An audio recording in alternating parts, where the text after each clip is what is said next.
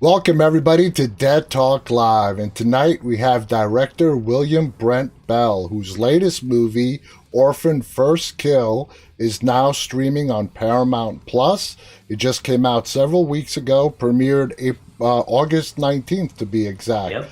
Yep. Brent, thank you so much for being on our show. Congratulations on the huge success of the film. First off, how you doing tonight?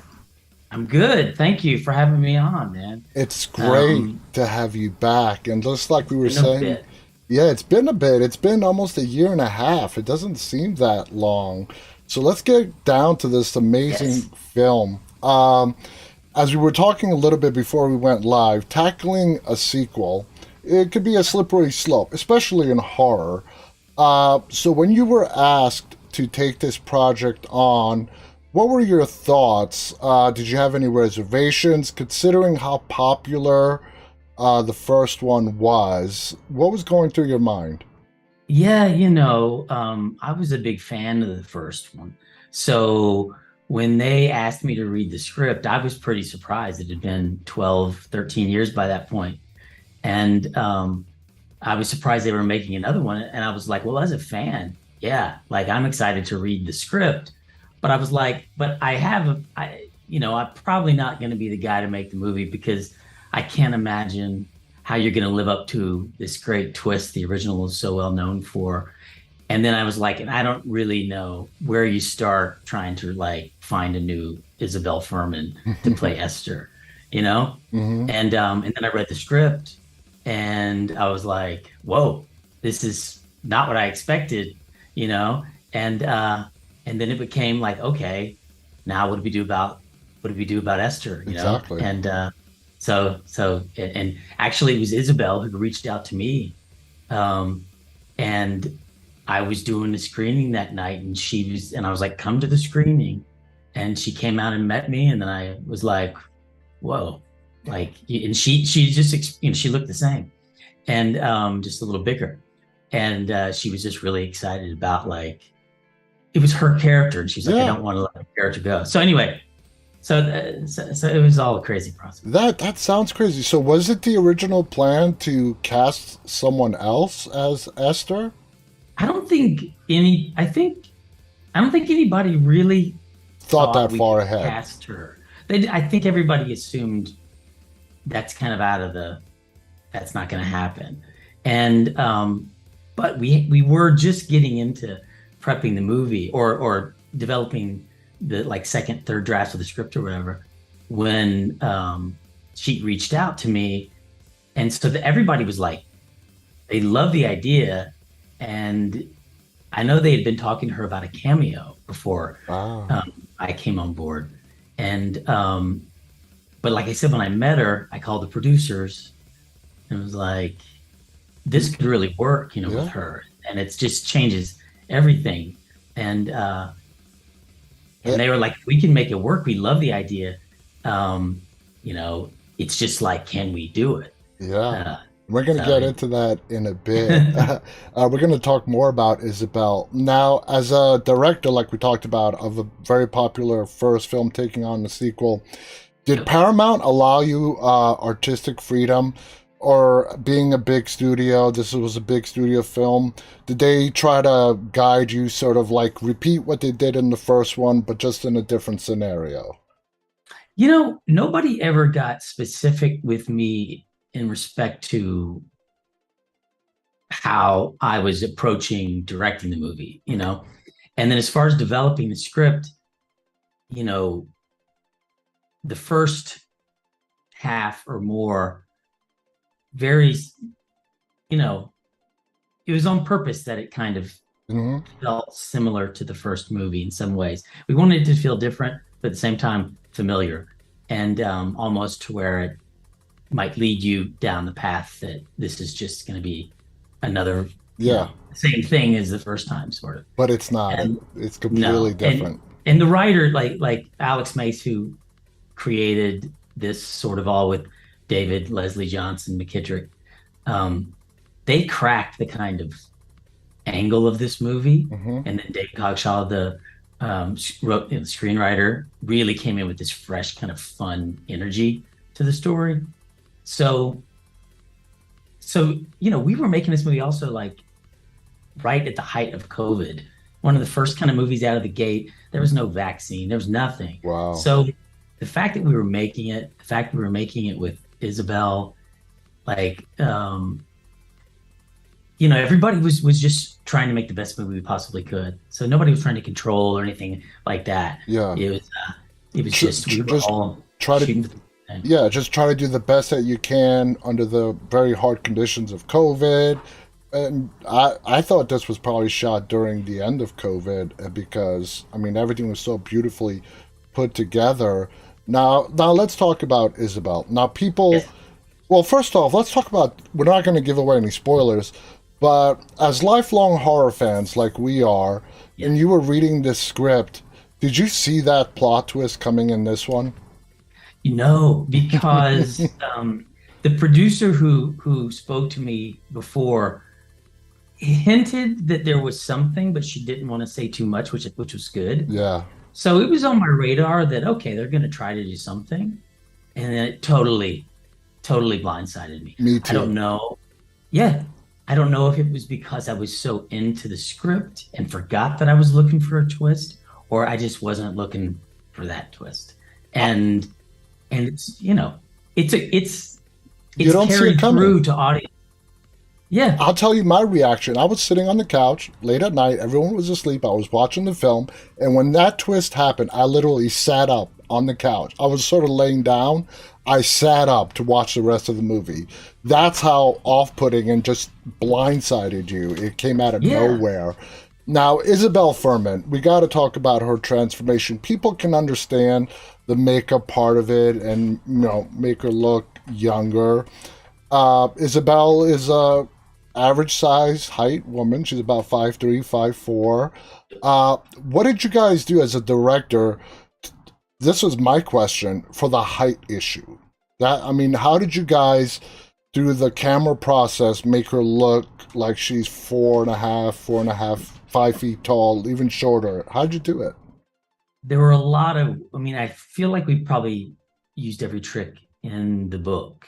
I don't know what that book is, but you know what I mean. And so we created contraptions that we ultimately didn't use, with a lot of trial and error, like so that she wouldn't have to be on her knees, Yeah. which we did one test shoot day and she was on her knees like, oh, this is going to be really difficult. Yeah. So we created this buggy for her that these two guys could move her around in, and it rolled around, and it didn't work really though. And so we kind of got rid of that. We would build platforms where other characters would walk higher than her. And then what we realized, the easiest thing to do was to put everybody in platform boots. So if it was a scene, she's able to move around freely, but all the rest of the characters are 6.5, 7 feet tall because they're in these 8-inch platform boots. Gotcha. And then they're moving around freely too, mostly. And then, a lot of forced perspective, which, quite simply, it's like you and I are next to each other, but I'm 3 feet back. Yeah. And if the camera's in the right position, it looks like we're next to each other, but I'm smaller. In actuality, when they're trying to look Yeah. at each other, they're not even really looking at each other. They're pretending to look at each other because they're not next to each other. And then where we put the camera, it's like we would always be angled down on her.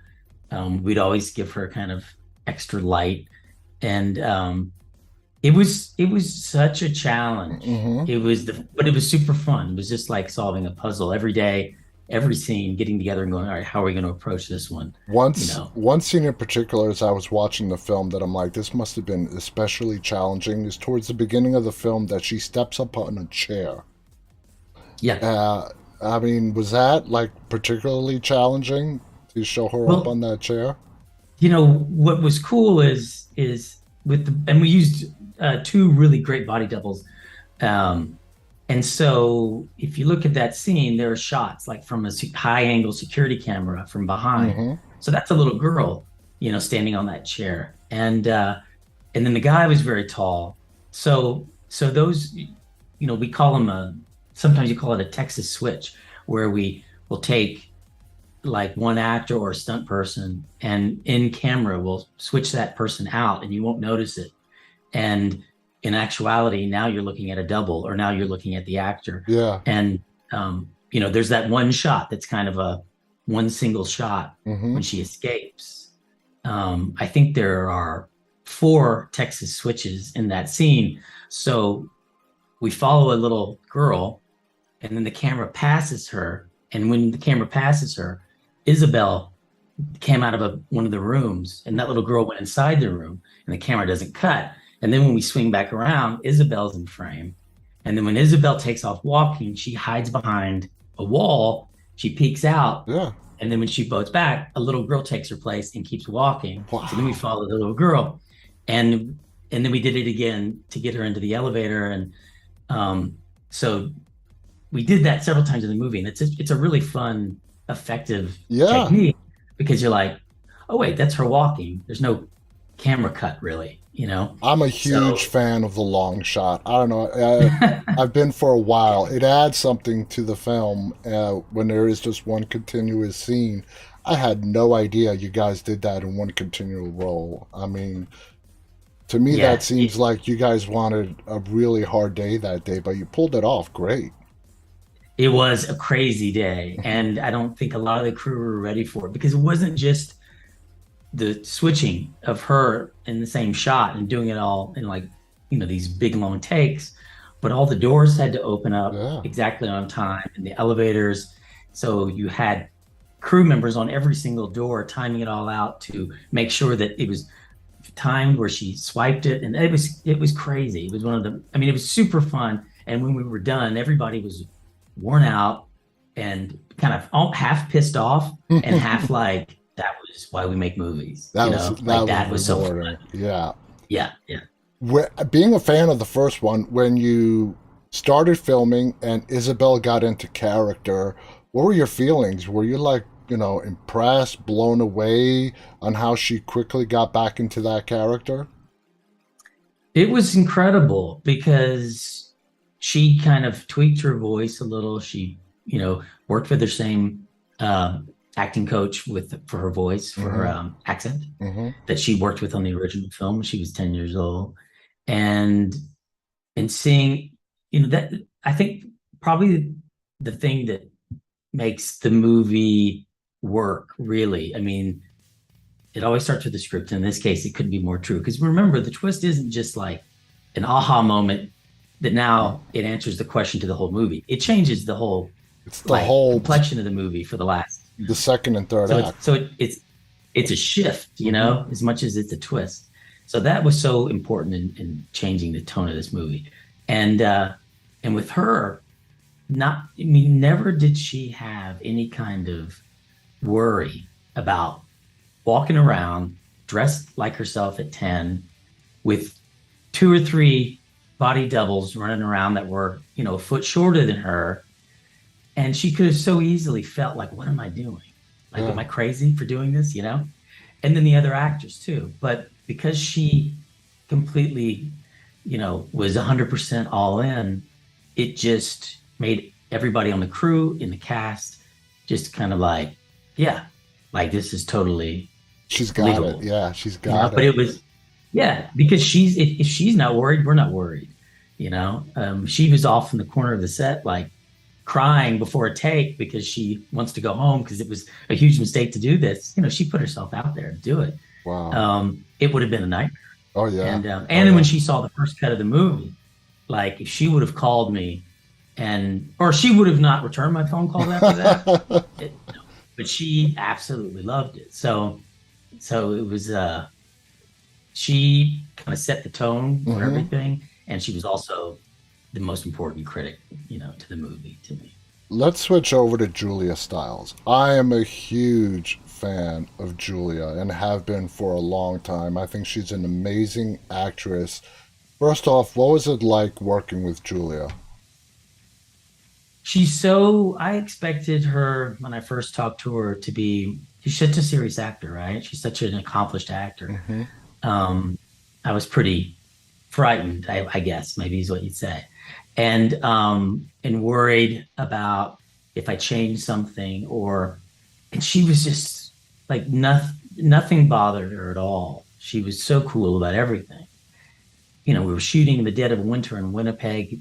Sometimes it was negative 15 degrees. We were shooting nights. She's covered in blood, you know, but she's so believable, Mm-hmm. in what she does. So she has a show called Riviera that I watched a couple of years ago, and it's kind of like a dynasty kind of show Mm-hmm. set in Europe. But she's so grounded that it makes this kind of silly world feel believable. And she brought the kind of same thing to this. And she told me at the beginning, she's like, Brent, please don't make me look like a giant in this movie. And I was like, no, you're not going to look like a giant.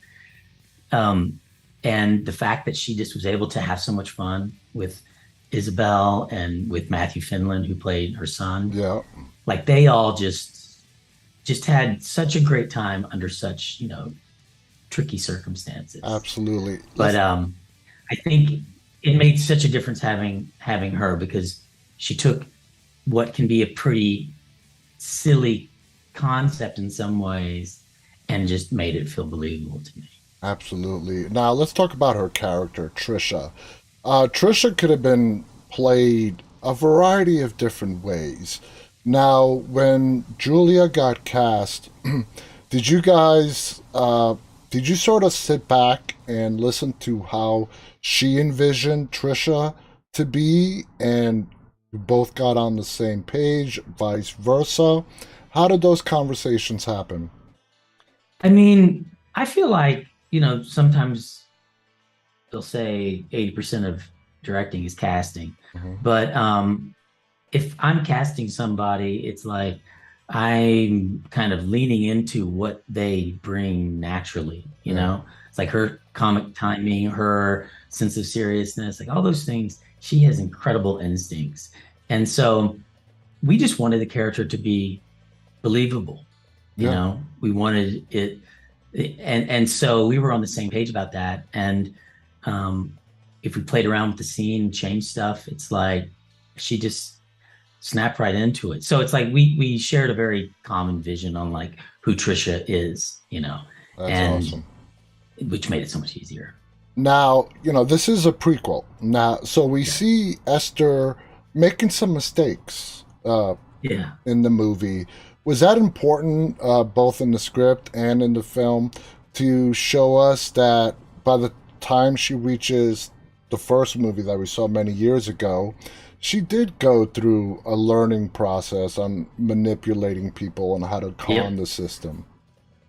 That was um, what I don't want to give maybe anything away, but it's like Dave Leslie Johnson, when we talked about the movie and he described the movie to me, he was like, Esther learns to become a better sociopath in this Yeah. story. And that was so from the outset, that was a big goal of the movie. Is she certainly has done plenty in her past, I'm sure, and she has instincts which are not kind, but she she sorry, she she needed to learn like how to be better at what she was doing if she's gonna like pull off these situations that she finds herself in. Would you And call would you call Esther a killer for fun, or a killer out of necessity to get what she ultimately wants? definitely not for fun. I think she enjoys it when she gets back at somebody, Yeah. but so she enjoys that side of killing someone, perhaps. But more than anything, she's somebody who's gone through like a tough life. So to me, I'm like, I really wanted to see that side of her where you would have empathy for kind of the situation she's in. So she puts herself, like many sociopaths, they put Hmm. themselves in situations that are not sustainable. Oh yeah. Like like if she wants to have a good life, she needs to live like an adult. Hmm. But she's probably been made fun of over and over in her life, and it's easier to pretend to be a child than it is sometimes to be this kind of woman with this condition. So I can imagine she's had her heart broken in all sorts of different ways and been wronged in different ways. So she puts herself in situations where killing is kind of the only way she can get out of it. But but I don't think she's evil, really. Yeah, I agree. I completely agree with you. Now, halfway through the film, I actually found myself rooting for Esther. So if you haven't watched the film, watch it because you got to find the reasoning behind that. But anyway, was that done intentionally to sort of amp up the suspense factor of this film, keep people on the edge of their seats? Yeah, I mean, I think that Hollywood has a tradition of rooting for the villain, for rooting Mm-hmm. for the bad guy. And we see all of our favorite franchises, whether it be Michael Myers or Hannibal Lecter or Jason Voorhees, anybody, and it's like we follow the villain. I mean, we Yeah. follow this murderer through multiple stories. And in this case, it was like an opportunity to show a side to her that we could relate to, Mm-hmm. and not only realize that, she's somebody who, um, you want to see win for a change because the people around her may even be worse than she is. Yeah. Also, I love the idea, the suspense, the ticking bomb of going, we know the characters in the movie may or may not know she's lying about her age, but they don't know how vicious she can be and how Exactly. she's a ticking bomb. And so I just love that idea of, when across the story, is she going to snap? Because we Mm-hmm. know what she's capable of Oh doing yeah. if she does snap. And so for me, yeah, that's what hopefully ratchets up the tension and the Absolutely. suspense is Absolutely. wondering when is she going to finally lose it, Uh-huh. which is kind of exactly what she does. Yeah, because she goes through so many. The character Esther in this movie goes through so many different. We see her in so many different phases, Yeah. moods, and so on. You guys have to watch because we're not giving away any spoilers. I want to thank our guest tonight, William Brent Bell. The movie again is called Orphan: First Kill. It is streaming right now on Paramount Plus. If you're not a current subscriber of Paramount Plus, they do have a 7-day free trial. You're going to love it. They have some great stuff on there. Make sure to check out this movie. You're absolutely going to love it, especially if you like the first one. Like I told Brent before the interview, this is as good, if not better, than the original. And that is not something you say very often, especially in the horror genre. Brent, I want to thank you so much for coming on here. Any final thoughts you want to share before we go? Well, I think just being in the conversation of being as good as the original is more than we could have hoped for, or Yeah. certainly was the goal. So it's great to hear that. So I appreciate it. Absolutely. You did a fantastic job. Thank you to Brilliant Brent Thanks. Bell. Thank you to our audience, those who are tuning in live, and those who will be watching this later on. Again, the movie Orphan First Kill, streaming now on Paramount Plus. Until next time, on behalf of Brent and myself, stay safe and stay walking, everybody. Good night.